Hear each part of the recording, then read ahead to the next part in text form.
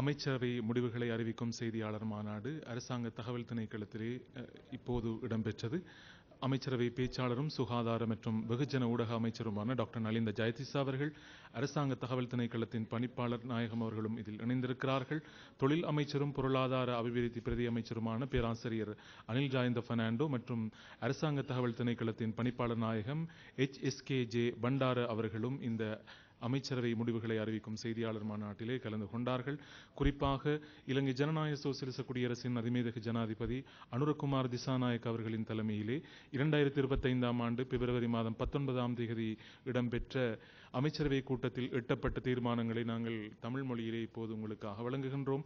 கல்வி ஒத்துழைப்புக்காக கொழும்பு பல்கலைக்கழகம் மற்றும் கொரிய குடியரசின் தேசிய கொரிய சமுத்திரவியல் மற்றும் சமுத்திர பல்கலைக்கழகங்களுக்கு இடையிலான புரிந்துணர்வு உடன்படிக்கை கைச்சாத்துவை சம்பந்தமான அறிவிப்பு இருக்கிறது. கல்வி மற்றும் ஒருங்கிணைந்த ஆராய்ச்சி நிகழ்ச்சி திட்டத்தை மேம்படுத்தல் மற்றும் ஒருங்கிணைந்த பயிற்சி பட்டறைகள் மற்றும் மாநாடுகளை ஏற்பாடு செய்தலை குறிக்கோளாக கொண்டு கொழும்பு பல்கலைக்கழகம் மற்றும் கொரிய குடியரசின் தேசிய கொரிய சமுத்திரவியல் மற்றும் சமுத்திர பல்கலைக்கழகம் ஆகியவற்றுக்கு இடையில் புரிந்துணர்வு உடன்படிக்கை செய்வதற்கு திட்டமிடப்பட்டுள்ளது. உத்தேச புரிந்துணர்வு உடன்படிக்கையின் கருமங்களின் அடிப்படையில் கொழும்பு பல்கலைக்கழகத்தின் உயிரியல், மூலக்கூறு உயிரியல் மற்றும் உயிரியல் தொழில்நுட்ப நிறுவனத்திற்கு உரியதாக அமுல்படுத்துவதற்கு இருதரப்பும் உடன்படிக்கை எடுக்கப்பட்டிருக்கிறது. அதற்கமைய 5 ஆண்டுகள் காலப்பகுதிக்காக செல்லுபடியாகும் வகையில் உத்தேச புரிந்துணர்வு உடன்படிக்கை இலங்கை ஜனநாயக சோசியலிச குடியரசின் கொழும்பு பல்கலைக்கழகம் மற்றும் கொரிய குடியரசின் தேசிய கொரிய சமுத்திரவியல் மற்றும் சமுத்திரவியல் பல்கலைக்கழகம் ஆகியவற்றுக்கிடையில் புரிந்துணர்வு உடன்படிக்கையில் கைச்சாத்திடுவதற்கு கல்வி, உயர்கல்வி மற்றும் தொழில் கல்வி அமைச்சர் என்ற வகையில் பிரதமர் கௌரவ பிரதமர் அவர்கள் சமர்ப்பித்த யோசனைக்கு அமைச்சரவை அங்கீகாரம் அளித்திருக்கிறது.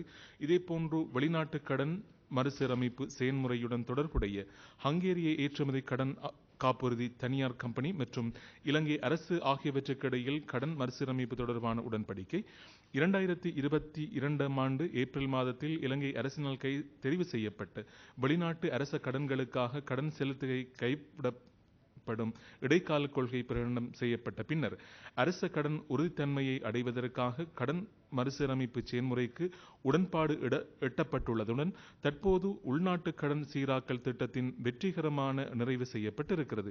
மேலும் வெளிநாட்டு கடன் மறுசீரமைப்பு தொடர்பில் உத்தியோகபூர்வ கடன் கொடுத்தோர் குழுவுடன் புரிந்துணர்வு உடன்படிக்கை எட்டப்பட்டுள்ளது. மேற்சொல்லப்பட்ட புரிந்துணர்வு உடன்படிக்கைக்கு அமைய வெளிப்படைத்தன்மையுடன் மற்றும் ஒப்பீட்டு ரீதியான தன்மையை உறுதிப்படுத்தி ஏனைய தொடர்புகளுடைய நாடுகளுடன் கடன் மறுசீரமைப்பை மேற்கொள்வதற்கான உடன்படிக்கைகளை மேற்கொள்ள வேண்டியுள்ளது. அதற்கமைய ஹங்கேரிய ஏற்றுமதி காப்புறுதி தனியார் கம்பெனி மற்றும் இலங்கை அரசு அதற்கமைவாக கடன் மறுசீரமைப்பு தொடர்பான உடன்படிக்கையில் கைச்சாத்திட திட்டமிட்டிருக்கிறது. நிலுவை கடன் மீளாய்வு ஊடாக கடன் சலுகை வழங்குவதற்கு ஹங்கேரிய ஏற்றுமதி கடன் காப்புறுதி தனியார் கம்பெனி உடன்பாடு தெரிவித்துள்ளதுடன் அவ்வாறு மீளாய்வு செய்யப்படும் அனைத்து கடன்களும் மேற்குறித்த உத்தேச உடன்படிக்கையில் உள்ளடங்கும் என்பது முக்கிய அம்சமாகும். அதேபோன்று உடன்படிக்கைக்கு சட்டமா அதிபர் அவர்கள் தன்னுடைய ஒப்புதலை வழங்கியிருக்கிறார்கள். அதற்கமைவாக ஹங்கேரிய ஏற்றுமதி கடன் காப்புறுதி தனியார் கம்பெனியுடன் கடன் மறுசீரமைப்பு தொடர்பான உடன்படிக்கையை செய்வதற்கு நிதி திட்டமிடல் பொருளாதார அபிவிருத்தி அமைச்சர் என்ற ரீதியில் கௌரவ ஜனாதிபதி அவர்கள் சமர்ப்பித்த யோசனைக்கு அமைச்சரவை அங்கீகாரம் வழங்கியிருக்கிறது என்ற செய்தியும் இருக்கிறது. அடுத்ததாக முன்னோடி கருத்திட்டமாக கொரிய குடியரசின் பருவகால ஊழியர் நிகழ்ச்சி திட்டத்தை அமுல்படுத்துதல் என்ற அமைச்சரவை தீர்மானமும் அமைச்சரவையிலே எடுக்கப்பட்டிருக்கிறது. கொரிய அரசு தமது விவசாய மற்றும் மீன்பிடி துறைகளில் பருவகால ஊழியர் பற்றாக்குறையை தீர்ப்பதற்காக E8 விசா வகையின் கீழ் பருவகால ஊழியர் நிகழ்ச்சி திட்டம் அறிமுகம் செய்யப்பட்டிருக்கிறது. அதன் மூலம் கொரிய உள்ளூராட்சி மன்றங்களின் குறுங்கால அடிப்படையிலான வெளிநாட்டு ஊழியர்களை சட்ட ரீதியான முறையில் ஆட்சேர்ப்பு செய்வதற்காக வாய்ப்பு வழங்கப்பட்டுள்ளது.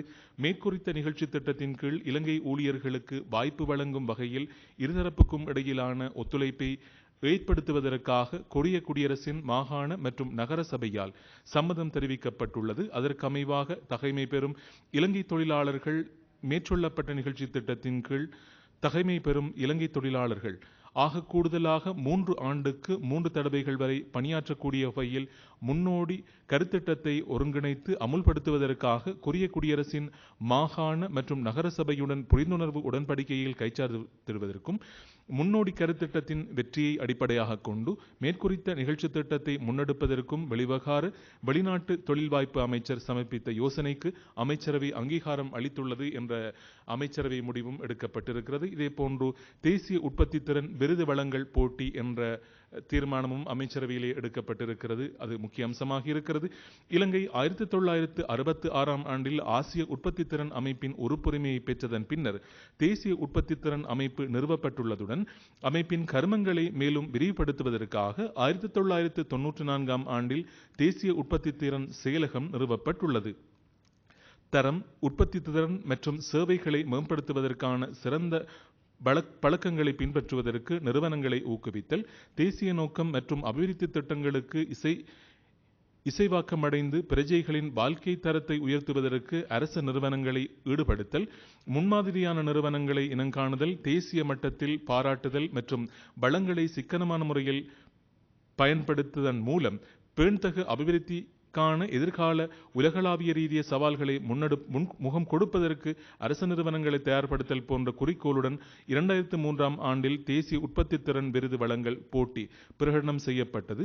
2006 ஆண்டு தொடக்கம் 2020 ஆண்டு வரை 10 தடவைகள் மேற்குறித்த போட்டி நடத்தப்பட்டுள்ளது. 2020 ஆண்டின் பின்னர் மேற்குறித்த போட்டி நடத்தப்படவில்லை. தற்போதைய அரசாங்கத்தின் கிளீன் ஸ்ரீலங்கா தேசிய திட்டத்தின் குறிக்கோளை அடைந்து கொள்வதற்காக தந்திரோபாய கருவியாக 2025-26 ஆண்டு தொடக்கம் தேசிய உற்பத்தி திறன் விருது வழங்கல் போட்டியை பாடசாலை, அரச உற்பத்தி மற்றும் சேவைகள் ஆகிய பிரதான துறைகளில் நடத்துவதற்கு கைத்தொழில் மற்றும் தொழில் முயற்சி அபிவிருத்தி அமைச்சர் சமர்ப்பித்த யோசனைக்கு அமைச்சரவை அங்கீகாரம் அளித்திருக்கிறது என்ற செய்தியும் அமைச்சரவையிலே இந்த முடிவு எடுக்கப்பட்டிருக்கிறது. அதேபோன்று துன்புறுத்தல்களால் பாதிக்கப்படுகின்ற பெண்களுக்கு பாதுகாப்பு வழங்குவதற்காக தற்காலிக பாதுகாப்பு இல்லங்களின் நிர்வாகம் தொடர்பான ஒரு செய்தியும் இந்த இடத்திலே குறிப்பிடப்பட்டிருக்கிறது.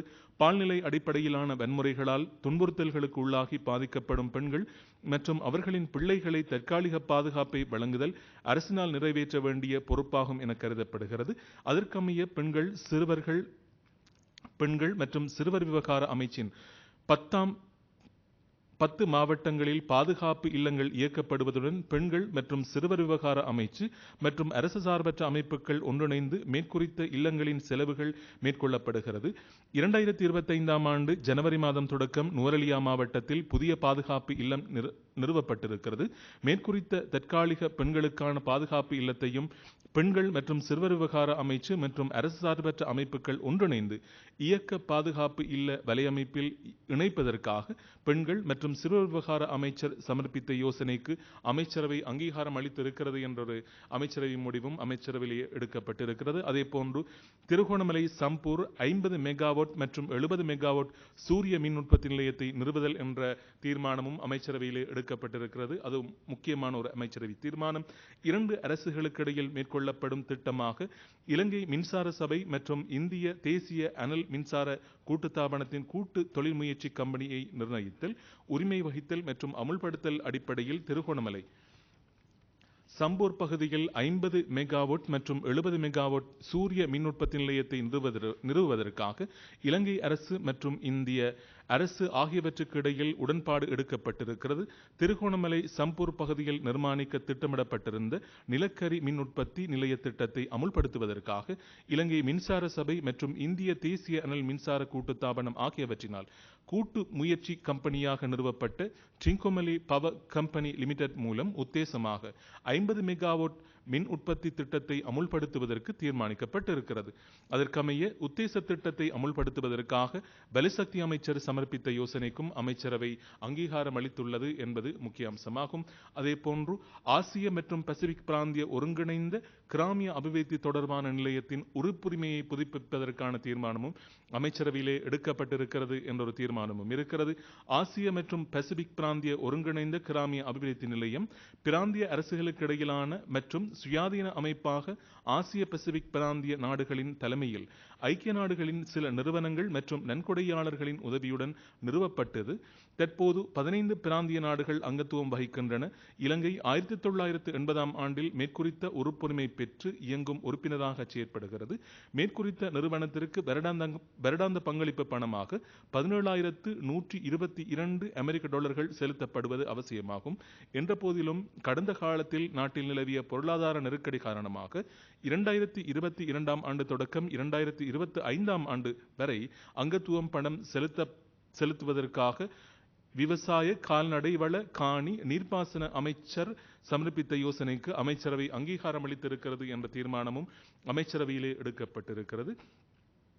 அமைச்சரவையிலே எடுக்கப்பட்ட மற்றொரு தீர்மானம் காலி நகரத்தில் நீர்வளங்கள் திட்டங்களில் வருமானம் ஈட்டப்படாத நீர் நுகர்வை குறைத்தல் மற்றும் முகாமைத்துவம் செய்வதற்காக தனியார் துறையின் பங்கேற்புடன் முன்னோடி திட்டத்தை அமுல்படுத்தல்.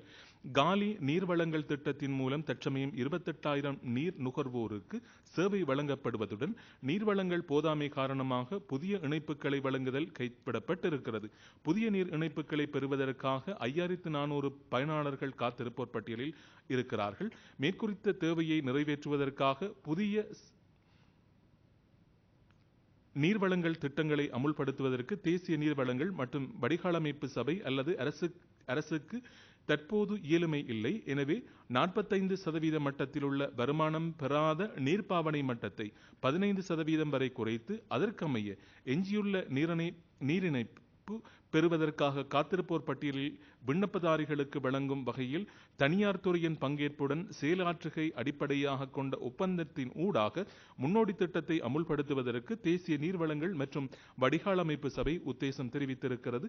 உத்தேச முன்னேற்ற திட்டத்திற்கு தேவையான ஆலோசனை சேவைகளை வழங்குவதற்கு ஆசிய அபிவிருத்தி வங்கி உடன்பாடு தெரிவித்துள்ளது. அதற்கமைவாக $1.28 மில்லியன் அன்பளிப்பாக வழங்க சம்மதம் தெரிவிக்கப்பட்டிருக்கிறது. அதற்கமைய மேற்குறித்த திட்டத்தை அமுல்படுத்துவதற்காக நகர அபிவிருத்தி, நிர்மாண மற்றும் வீடமைப்பு அமைச்சர் சமர்ப்பித்த யோசனைக்கும் அமைச்சரவையில் அங்கீகாரம் வழங்கப்பட்டிருக்கிறது. இதேபோன்று 2007 ஆண்டில் 48 இலக்க விசேட வர்த்தக பண்ட வரி சட்டத்தின் கீழ் வர்த்தமானியில் வெளியிடப்பட்ட ஒழுங்கு விதிகளை பாராளுமன்றத்தின் அங்கீகாரத்திற்காக சமர்ப்பித்தல் என்ற யோசனை பற்றிய யோசனையும் அமைச்சரவையிலே முன்வைக்கப்பட்டு அதற்கான தீர்மானமும் கிடைத்திருக்கிறது.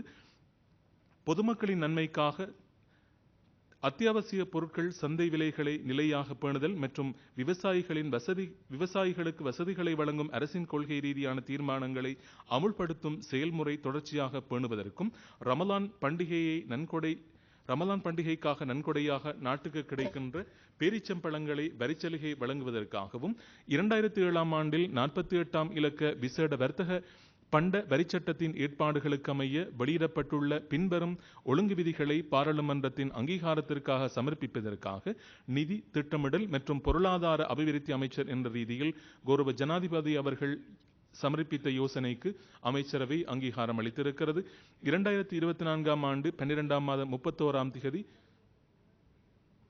2417 கீழ் 20 இலக்க அதிவிசேட வர்த்தமானி மூலம் வெளியிடப்பட்டுள்ள 2007 ஆண்டின் 48 இலக்க விசேட வர்த்தக பண்ட வரிச்சட்டத்தின் 2வது மற்றும் 5வது பிரிவுகளின் கீழ் விதிக்கப்பட்ட ஒழுங்கு விதி 2025 ஆண்டு 1 மாதம் 27 தேதி 2421 கீழ் 3 இலக்க அதிவிசேட வர்த்தமானி மூலம் வெளியிடப்பட்டுள்ள 2007 ஆண்டின் 48 இலக்க விசேட வர்த்தக பண்ட வரிச்சட்டத்தின் கீழ் 5வது இலக்கத்தின் கீழ் விதிக்கப்பட்டுள்ள ஒழுங்கு விதி. அடுத்ததாக 1969 ஆண்டின் 1 இலக்க இறக்குமதி மற்றும் ஏற்றுமதி சட்டத்தின் கீழ் வெளியிடப்பட்ட இறக்குமதி மற்றும் ஏற்றுமதி கட்டுப்பாட்டு ஒழுங்கு விதிகளை பாராளுமன்றத்தின் அங்கீகாரத்திற்காக சமர்ப்பித்தல். 1969 ஆண்டு 1 இலக்க இறக்குமதி ஏற்றுமதி கட்டுப்பாட்டு சட்டத்தின் கீழ் பின்வரும் அதிவிசேட வர்த்தமானி மூலம் வெளியிடப்பட்டுள்ள மோட்டார் வாகன இறக்குமதிக்கான விதிக்கப்பட்டிருக்கின்ற தற்காலிக கைவிடுதலை கட்டங்களாக நீக்குதல் தொடர்பான ஒழுங்கு விதிகளுக்கு அங்கீகாரம் பெறுவதற்காக பாராளுமன்றத்திற்கு சமர்ப்பிப்பதற்காக நிதி திட்டமிடல் மற்றும் பொருளாதார அபிவிருத்தி அமைச்சர் என்ற ரீதியில் ஜனாதிபதி சமர்ப்பித்த யோசனைக்கு அமைச்சரவை அங்கீகாரம் அளித்திருக்கிறது. 2025 ஆண்டின்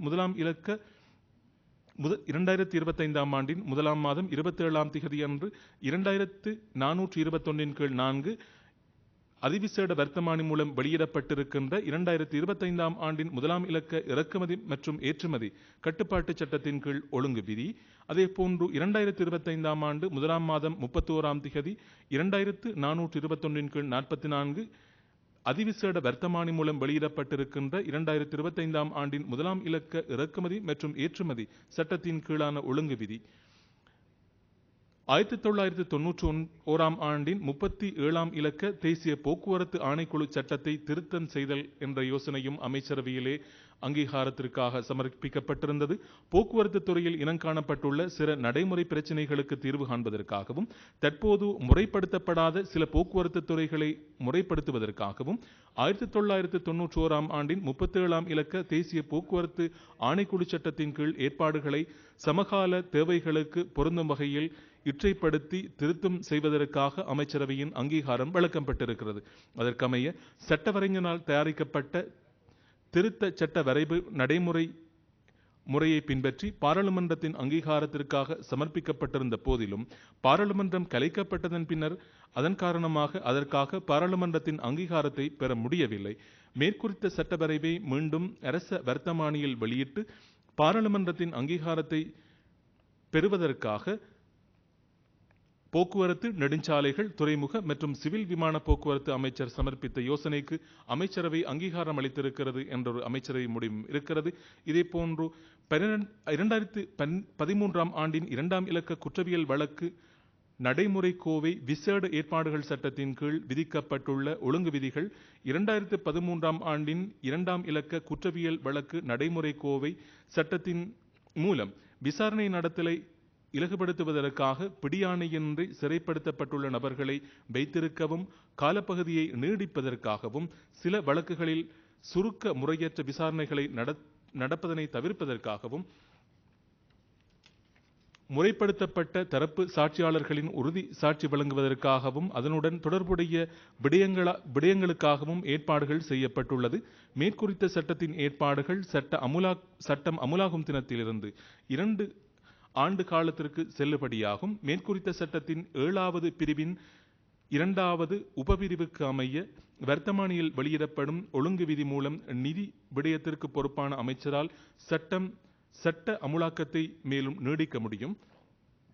அதற்கமைய மேற்குறித்த சட்ட அமுலாக்கம் இதுவரை அவ்வப்போது நீடிக்கப்பட்டிருக்கிறது. குறித்த சட்டத்தின் ஏற்பாடுகளை அமுலாக்குதல் 2025 ஆண்டு 2ஆம் மாதம் 2ஆம் திகதி தொடக்கம் மேலும் 2 ஆண்டு காலப்பகுதிக்கு நீடிக்கப்பட்டு 2418 கீழ் 28ஆம் இலக்க 2025 ஆண்டு 1ஆம் மாதம் 8ஆம் திகதி அதிவிசேட வர்த்தமானியின் வெளியிடப்பட்டுள்ள ஒழுங்கு விதியை சமர்ப்பிப்பதற்காக நீதி மற்றும் தேசிய ஒருமைப்பாட்டு அமைச்சர் சமர்ப்பித்த யோசனைக்கும் அமைச்சரவை அங்கீகாரம் அளித்திருக்கிறது.